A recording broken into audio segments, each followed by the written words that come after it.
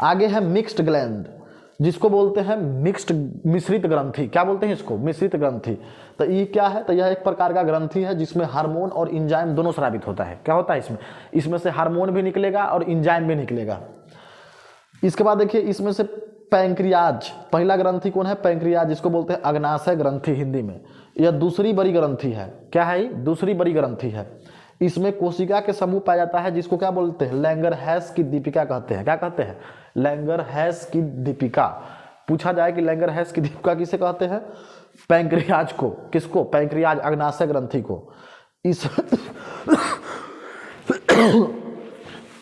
इसमें 3 प्रकार के एंजाइम पाया जाता है। पहला है एमाइलेज, दूसरा है ट्रैप्सिन, तीसरा है लाइपेज। अच्छा, एमाइलेज का काम क्या है? तो एमाइलेज जो है कार्बोहाइड्रेट भोजन को पाया है। कार्बोहाइड्रेट किसको बोलेंगे? तो जिस भोजन से ऊर्जा प्राप्त होता हो। क्या प्राप्त होता हो? ऊर्जा प्राप्त होता हो और थोड़ा थोड़ा मीठा मीठा लगता हो, तो उसको क्या बोलेंगे? उसको बोलते हैं कार्बोहाइड्रेट। जैसे में चावल, चावल को खाइएगा थोड़ा सा गौर से तो उसका लगता है मीठा मीठा लगेगा। रोटी, इसमें भी क्या पाया जाता है? तो इसमें भी पाया जाता है कार्बोहाइड्रेट। अलुआ, इसमें भी क्या पाया जाता है? कार्बोहाइड्रेट पाया जाता है। आलू, ये भी थोड़ा गौर से खाइएगा, इसको आराम से ध्यान से, तो ये कैसा लगेगा? मीठा मीठा लगता है। तो इसमें क्या पाया जाता है? कार्बोहाइड्रेट पाया जाता है। क्या पाया जाता है? कार्बोहाइड्रेट। तो एमाइलेज के काम क्या है? तो जितना हम लोग कार्बोहाइड्रेट वाला चीज खाते हैं उसको पचाता कौन है? एमाइलेज पचाता है। ट्रैप्सिन, ये प्रोटीन को पचाता है। किसको पचाता है? प्रोटीन को। जितना भी प्रोटीन किसमें पाया? जैसे दूध हो गया, दाल हो गया, सोयाबीन हो गया, इस सब में क्या पाया जाता है? प्रोटीन पाया जाता है। तो उसको कौन पचाता है? यही ट्रैप्सिन। लाइपेज किसको? लाइपेज मतलब क्या होता है? लाइपेज किसको पचाता है? लाइपेज जो है फैट पाया जाता है। जिस भोजन में फैट पाया जाए, जैसे में फैट किसमें? अंडा, मछली, मटन, चिकन, इस सब में क्या पाया जाएगा? बटर, घी, इस सब में क्या पाया जाएगा? फैट, वसा पाया जाएगा, जिससे शरीर जो होता है फैल जाता है। अगर फैट की मात्रा अगर ज़्यादा भी हो गया शरीर पर तब पर भी क्या है? हानिकारक है। और कम भी है तो ये क्या है? हानिकारक है। इसीलिए फैट क्या होना चाहिए? नियंत्रण में होना चाहिए, कंट्रोल में होना चाहिए। तो फैट को कौन पचाता है? तो लाइपेज पचाता है। इसमें 3 प्रकार के हार्मोन स्रावित होता है, जिसे पहला है अल्फा सेल, दूसरा है बीटा सेल, तीसरा है गामा सेल। इसमें कितने प्रकार के हार्मोन स्रावित होता है? 3 प्रकार के, अल्फा सेल, बीटा सेल और गामा सेल। अल्फा कोशिका, बीटा कोशिका और गामा कोशिका। अल्फा सेल क्या करता है? तो यह जो है इसका काम क्या है? इससे अल्फा सेल से क्या निकलता है? अल्फा सेल से निकलता है ग्लूकेगान। क्या निकलता है? ग्लूकेगान, जो ग्लूकोज की मात्रा को क्या करता है? बढ़ा देता है। क्या करता है? ग्लूकोज की मात्रा को बढ़ाता है। इसके बाद है बीटा सेल। बीटा सेल क्या करता है? बीटा सेल से क्या निकलता है? बीटा सेल से निकलता है इंसुलिन। क्या निकलता है? इंसुलिन निकलता है, जो क्या करता है? ग्लूकोज की मात्रा को घटा देता है। अल्फा सेल अल्फा सेल से क्या निकलेगा? ग्लूकेगान, जो क्या करेगा? ग्लूकोज की मात्रा को बढ़ा देगा।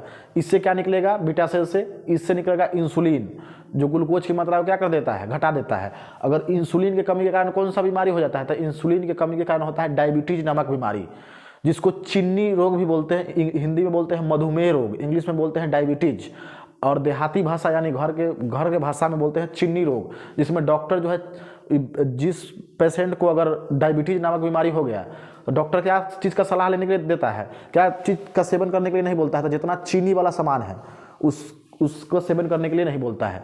तो उसको चीनी से मतलब नहीं है, इस बीमारी में उसको चीनी से कोई प्रॉब्लम नहीं है, उसको प्रॉब्लम है कार्बोहाइड्रेट से। जो भोजन में कार्बोहाइड्रेट पाया जाता हो तो उससे क्या होगा? जिस भोजन में कार्बोहाइड्रेट पाया जाता हो तो वो जो है इंसुलिन की मात्रा को और बढ़ा देगा। इंसुलिन की मात्रा कमेगा तो कौन सा बीमारी? डायबिटीज नामक बीमारी होगा। तो कार्बोहाइड्रेट क्या करता है? उस चीनी के शुगर को और बढ़ा देगा। क्या करता है? बढ़ा देता है। इसीलिए डॉक्टर क्या करता है? डॉक्टर जो है सलाह देता है कि चीनी वाले चीज़ को मत खाइए। मतलब जिस भोजन में कार्बोहाइड्रेट पाया जाता है, जैसे डॉक्टर के पास जाइएगा तो रोटी खाने के लिए मना कर देगा। जैसे जो चीनी के पेशेंट है उसको चावल खाने के लिए मना कर देता है, आलू की सब्जी खाने के लिए मना कर देता है। तो उसको चीनी से प्रॉब्लम नहीं, उसको प्रॉब्लम है कार्बोहाइड्रेट से। मार्केट में चीनी भी आता है, चाहे कोई मीठा चीज़ नहीं खा सकता है। काहे नहीं खा सकता है? कि सब चीज़ में कार्बोहाइड्रेट है।